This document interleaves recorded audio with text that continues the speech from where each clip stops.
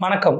இன்னைக்கு video CM sir இல்லை DGP sir என்னதான் பழிவாங்கன்னா 5 கோரிக்கை கொடுத்துருக்கேன், அதை ரிஜெக்ட் பண்ணுங்க, இல்லை என் ரசிகர்களை கிட்ட விடாதீங்க. என்ன கருமன்னு தெரியல, ஒரு 5 கோரிக்கை. அதாவது கரூருக்கு போகிறார், 10-12 நாள் கழிச்சு கரூருக்கு போகிறார் நடிகர் விஜய். அதுக்கு டிஜிபி கிட்ட 5 கோரிக்கை வச்சுக்கிறார். அந்த 5 கோரிக்கை என்னென்னா, என்ன கருமோ, என்ன போர்கிற நடக்குதா, ஏதாவது வெளிநாட்டுக்கு போகிறாரா, இல்லை ஏதாவது பாகிஸ்தானா, இல்லை ஈழ போகிறப்ப ஏதாவது சிட்டிக்கு நடுவில் போகிறாரான்னு தெரில. தமிழ்நாட்டில் கரூருக்கு போகிறாரு, அதுக்கு 5 கோரிக்கை. அந்த கோரிக்கையை கேட்டால் நமக்கே ரொம்ப பிடிக்கும். ஐ லவ் யூ விஜயண்ணா அப்படின்னு சொல்லுவோம். அந்த கோரிக்கை என்னென்னா, மனப்பாடம் பண்ணல, பார்த்து தான் படிப்பேன். விஜய் கரூர் செல்வதற்கு பாதுகாப்பு கேட்டு டிஜிபியிடம் வைத்த 5 கோரிக்கைகள். 5. முதலாவது, திருச்சி விமான நிலையம் முதல் கரூர் வரை பயணத்திற்கு உரிய பாதுகாப்பு. அவருக்கு பாதுகாப்பு வேணும்.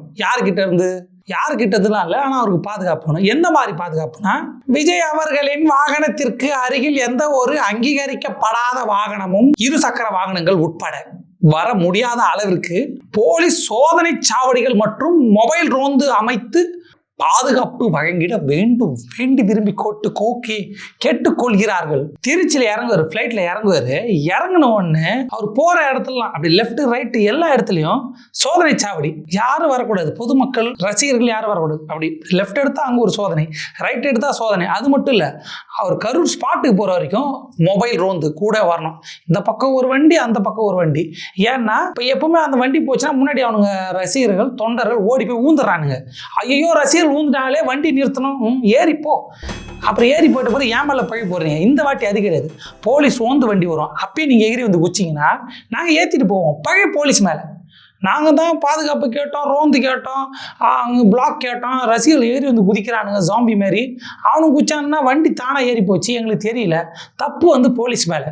இதுக்கு முன்னாடி இந்த மாதிரிலாம் கேட்க முடியல, தப்பு சொல்ல முடியல, பழி போட முடியல. இப்போ பழி நாங்க டிஜிபி சார் இதெல்லாம் கொடுங்க, எப்படியும் வருவானுங்க. வர்றப்ப நாங்கள் இவ்வளோ கேட்டோம், நிற்க சொன்னோம், எங்கள் 5 கோரிக்கை பார்த்தியா, கோரிக்கையில் இதெல்லாம் கேட்டிருந்தோம், அதெல்லாம் கொடுக்கல, அதனால தான் இப்படி ஆயிடுச்சு. போலீஸின் மீது பழி. இல்லை நீங்கள் கொடுக்கலனையா, நாங்கள் கொடுக்கல அதனால தான் வரலன்னு சொல்லி சிம்பிளாக ஸ்கிப் பண்ணுவோம்.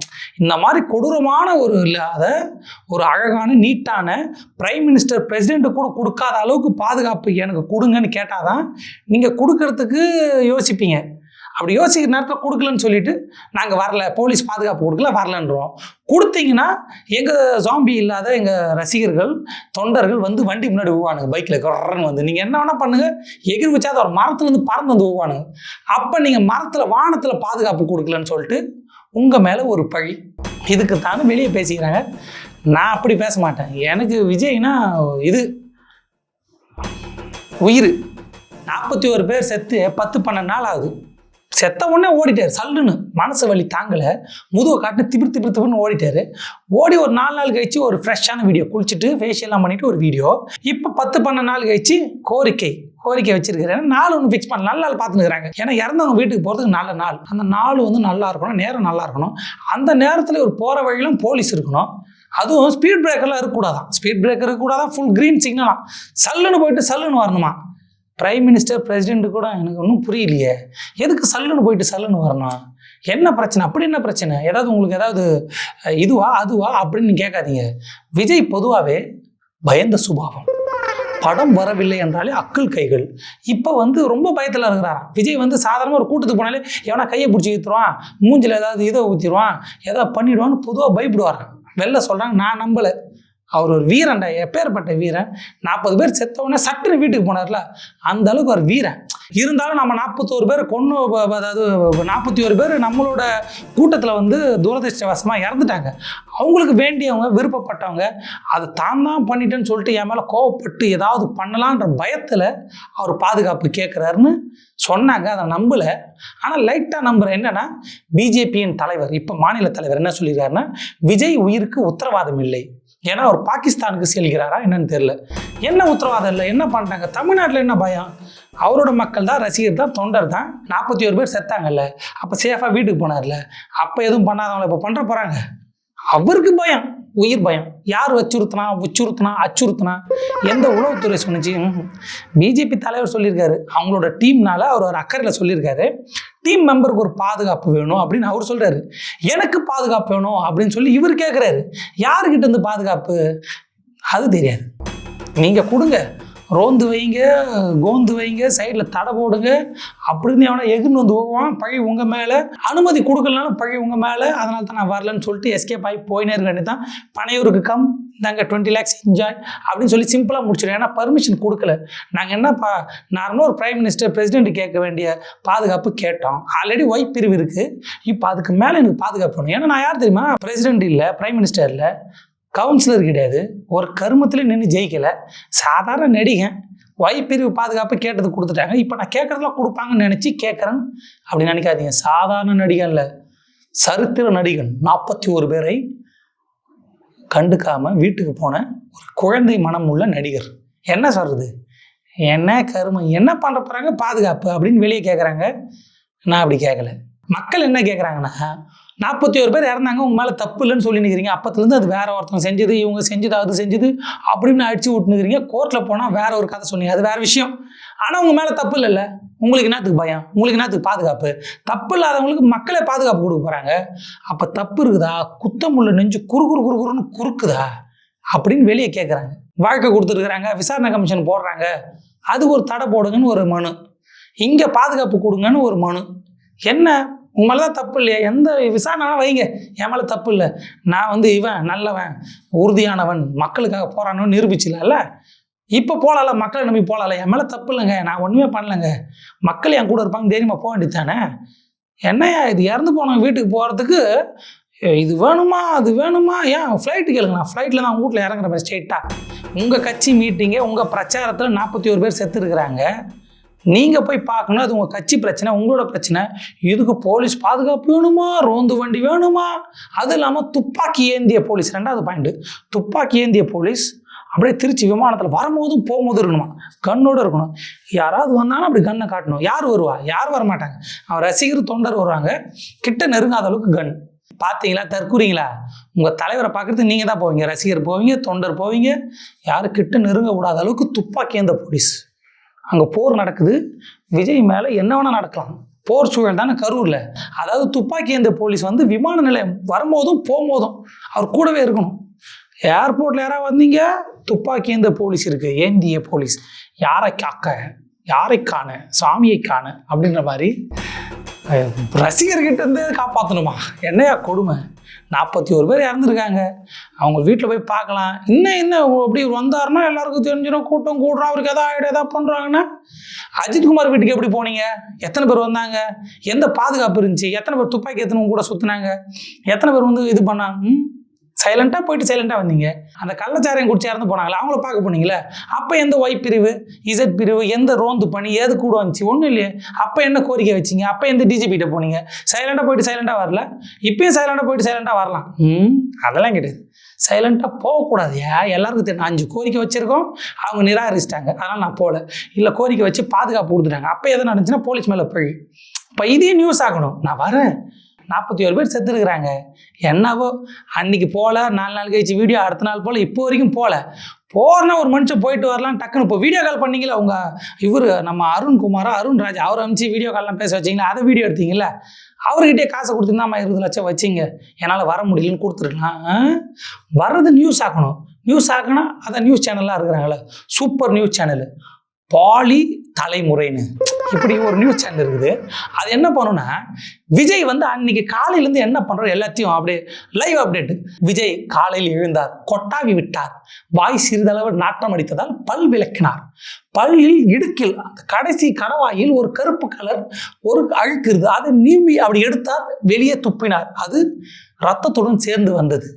வாஷ் பேஷன் கை கழுவினார், மூஞ்சி கழுவினார், அப்படியே ஆரம்பிச்சு ஆஹா வீட்டிலிருந்து இறங்கி வந்து விட்டார். 150 ஸ்டெப்ஸ் நடந்து காரில் ஏறி தனது இருக்கையில் அப்படி அமைதியாக உட்கார்ந்தார். உட்காரும்போது கிச்கான் என்று ஒரு சவுண்டு, நட்டை முறிந்தது.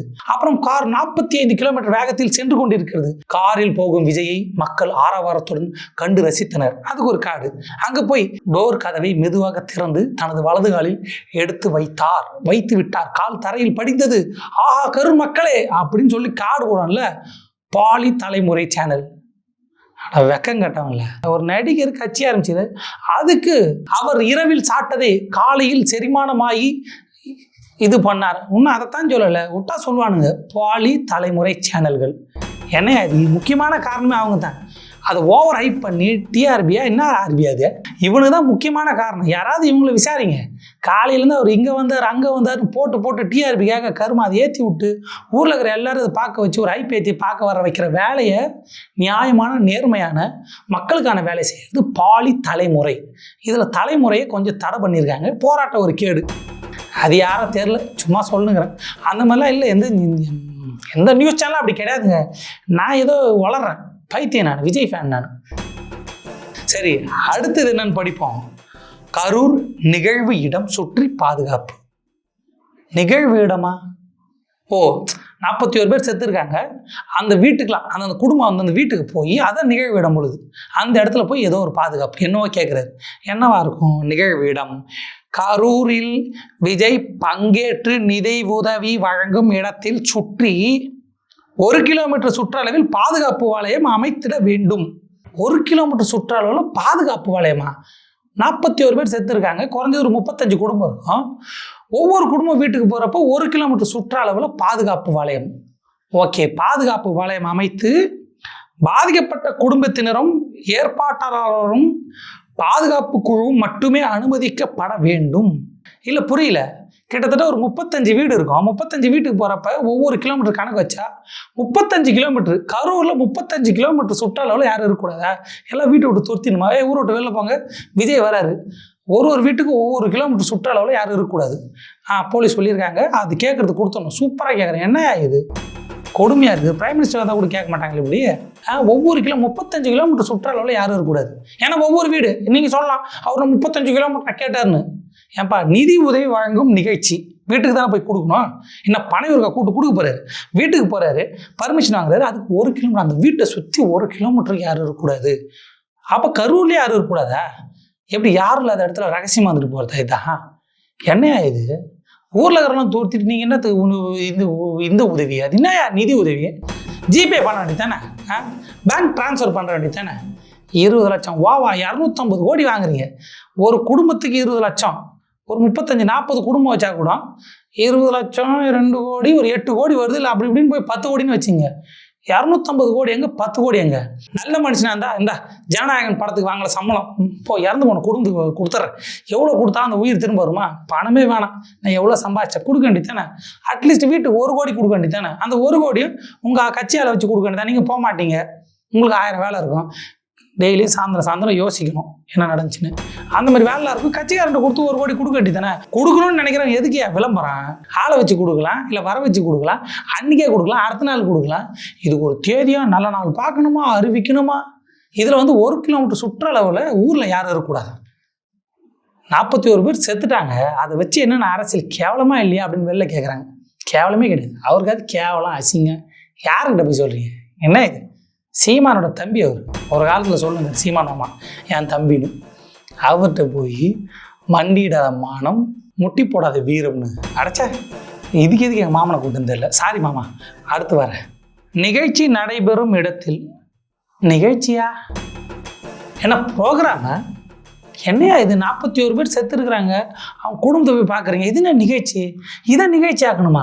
இதை நிகழ்ச்சி ஆக்கி எல்லாருக்கும் சொல்லி ஒரு நிகழ்ச்சி மேடையில் கூப்பிட்டு ஒவ்வொரு ஆளை கூப்பிட்டு காசோலை இருந்தாங்க, அதை கொடுத்து அதுக்கு ஒரு ஃபோட்டோ, அதுக்கு ஒரு ஸ்பீச். சிஎம் சார் எனக்கு பார்த்து என்னையா என்ன நிகழ்ச்சின்னா மேடையில் கூப்பிடுவீங்களா? ஒவ்வொரு ஆளை கூப்பிட்டு இன்னும் கொடுமை பண்ணுகிறீங்க. 41 பேர் செத்துருக்குறாங்க. நிகழ்ச்சி நடக்கிற இடமா? நிகழ்ச்சி பண்ணுறீங்களா? என்ன ப்ரோக்ராம் பண்ணுறீங்களா? ஃபங்க்ஷன் பண்ணுறீங்களா? யோ, துக்கம் விசாரிக்க போகிறீங்க நீங்கள்? சைலண்ட்டாக போய் வீட்டில் பார்த்துட்டு வணக்கம் போட்டு மன்னிப்பு கேட்டு இந்தாங்க என்னால் முடிஞ்ச உதவி, நாளைக்கு எது வந்தாலும் நான் கூட இருக்கிறேன், அதே மனுஷன் பண்ணோம். நிகழ்ச்சி பண்ணுறீங்களா? எதுக்கெலாம் நிகழ்ச்சி? ஐயோயோ, என்ன இது கொடூரமாகுது.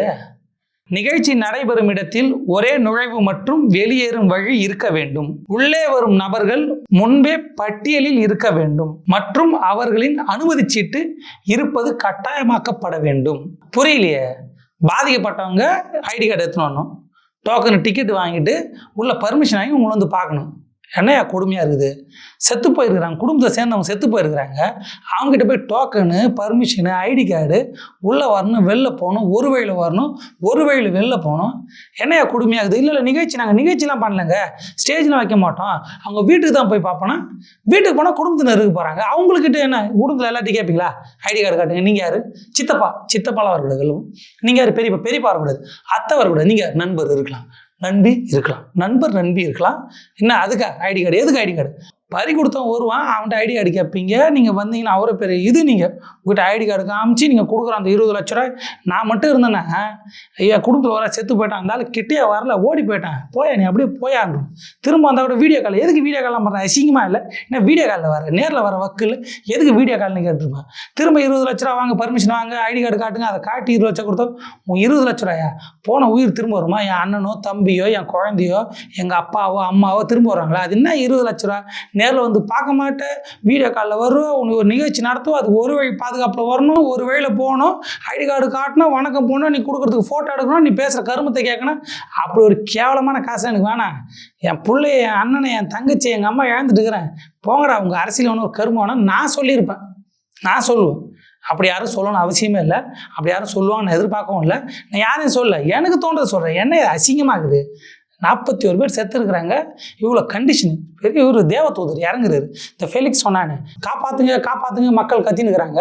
ஃபெலிக்ஸ் சொல்கிறான், அவங்க வந்து தேவதூதரை பார்த்த மாரி ஏங்குறாங்க, ஐயான்னு ஏங்குறாங்களாம். டேய் மனுஷனடா நீங்களா? அந்த மாதிரி தான் இருக்குது. இவர் தேவதூதர் இறங்குறாரு, இவர் பார்க்கறதுக்கு குடும்பத்தில் பல பேரை பறி கொடுத்த பிறகு நாங்கள் வந்து க்யூவில் நிற்கணும், உள்ளே போகணும், வெளில வரணும், வணக்கம் போடணும், அந்த காசுக்கு வாங்குறதுக்கு இவ்வளோ அலுவலை பண்ணணும்.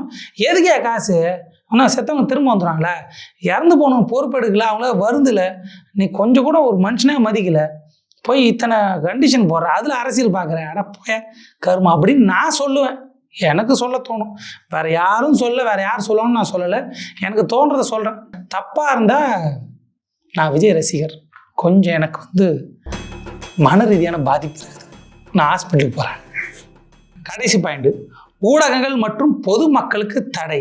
விஜய் நிகழ்ச்சி நடைபெறும் இடத்தில் பொதுமக்கள் மற்றும் ஊடகங்கள் அணுக அனுமதி வழங்கக்கூடாது. ஊடகத்துக்கு அனுமதி கிடையாது, பொதுமக்களுக்கு அனுமதி கிடையாது. அப்போ யாருக்கு தான் அந்த என்ட்ரி சீட்டு, ஐடி கார்டு? யாரை ரெஸ்ட்ரிக்ட் பண்ணணும்? ஏன் 1 கிலோமீட்டரில் யாரை தடுக்கணும்? ஒரு வழியில் வரணும், ஒரு வழியில் யார் போகணும்? உங்கள் கூட வைப்பிரிவு பாதுகாப்பு ஒரு 4-5 பேர் வந்துடுவாங்க. அந்த நிகழ்ச்சி ஏற்பாட்டாளர் ஒரு 4-5 பேர் இருப்பாங்களா, அவங்க வந்துடுவாங்க. இதை தாண்டி பொதுமக்கள் வர போகிறதுல, மீடியா வர போகிறதுல. அப்போ யாருக்கு ஐடி கார்டு? குடும்பத்தை சேர்ந்தவங்களா?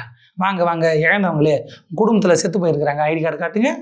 கரெக்டாக ஐடி கார்டு இல்லையா? போங்க ஏற்றுக்க முடியாது. நீங்கள் குடும்பத்து கிடையாது, ஏற்றுக்குங்க, ஐடி கார்டு காமிக்கணும். நான் உனக்கு காசு தரல 20 லட்ச ரூபா, நான் ஒரு பெரிய நடிகரில், எனக்கு இதெல்லாம் வரணும், நீ வந்து ஐடி கார்டு காட்டணும். யாருமா? அவங்ககிட்ட. எனக்கு புரியலையே, யாருக்கிட்ட ஐடி கார்டு? யார் ஒரு வழியில் வரணும், ஒரு வழியில் வெளில போகணும்? பொதுமக்கள் வரக்கூடாது, மீடியா வரக்கூடாது. யார் தான்? ஏன்னா இழந்தவங்கள சொல்கிறார், அந்த குடும்பத்தை நான் சொல்கிறாரு. ஏன்னா ஒரு பாதுகாப்பான் ஐடி கார்டு காமிச்சு சேஃப்டியாக செக்யூரிட்டியாக இந்த பக்கம் வந்து போலீஸ் ரோந்து சுற்றணும், அப்படி மொபைலில் வண்டியில் போயினே இருக்கணும், துப்பாக்கி வச்சுக்கணும், ஸ்பீட் பிரேக்கர் எடுத்துடணும், சல்லுன்னு போயிட்டு சல்லுன்னு பார்த்துட்டு சல்லுன்னு வருவார். அதுக்கு 1 கிலோமீட்டர் சுற்று வட்டாரத்தில் யாருமே இருக்கும், ஈக்காக்கா இருக்கக்கூடாது, மீடியா வரக்கூடாது. இதில் வந்து உன்னை நாளும் இடமும் அறிவிக்கலை, நல்ல நாள் பார்த்து சொல்லுவாங்க, 4 இடமும் சொல்லுவாங்க. அந்த இடம்லாம் சொல்லிட்ட பிறகு அந்த இடத்த வந்து நாங்கள் டிவியில் நியூஸில் சொல்கிறோம், நியூஸில் இத்தனாம் தேதி இத்தனை மணிக்கு இந்த இடம் சொல்கிறோம், ஆனால் யாரும் வரக்கூடாது, வந்தீங்கன்னா அது போலீஸ் தப்பு. இது கொடுக்கணும்னா நீங்கள் பாதுகாப்பு கொடுக்குறது உங்கள் வேலை இல்லை, உங்கள் தப்பு. ஆனால் நாங்கள் தேதி அறிவிச்சிடும், இடத்தையும் அறிவிச்சிடும். இறந்து போனோம் வீட்டில் பார்த்து 2 சொட்டு கண்ணீரை விட்டு, நான் அறுக்கிறேன், தப்பு பண்ணிட்டேன், எதிர்பார்க்காத நடந்து போச்சு, அந்த மாதிரி 4 வார்த்தை சொல்ல 12 நாள் ஆகுது. இதை வச்சு அரசியல், இதை வச்சு மீடியா, இதில் எனக்கு எவ்வளோ கும்பல் வருது பார்த்தியா? நான் வந்து நிகழ்ச்சி பண்ணுறேன், 41 பேர் இறந்தவங்களுக்கு காசு கொடுக்குறது ஒரு நிகழ்ச்சி ஆக்குறேன், அவங்கள பார்க்குறது ஒரு நிகழ்ச்சி ஆக்குறேன். துக்கம் விசாரிக்க போகிறதெல்லாம் நிகழ்ச்சியாயா? கொடுமை. இந்த கருமத்தில் இதுக்கு மேலே நான் விஜய் ரசிகராக இருந்தது பதிலாக ஹாஸ்பிட்டலுக்கு போகலாம், மனநல மருத்துவமனைக்கு நான் போக போகிறேன். ஏன்னா இந்த வீடியோவில் நான் கண்ணாமன்னு பேசிட்டேன், நான் விஜய் ரசிகர், எனக்கு கொஞ்சம் பிரச்சனை இருக்குது, ஹாஸ்பிட்டலுக்கு போகிறேன். ஏதோ தப்பாக பேசியிருந்தா விஜய்ண்ணா மஞ்சள்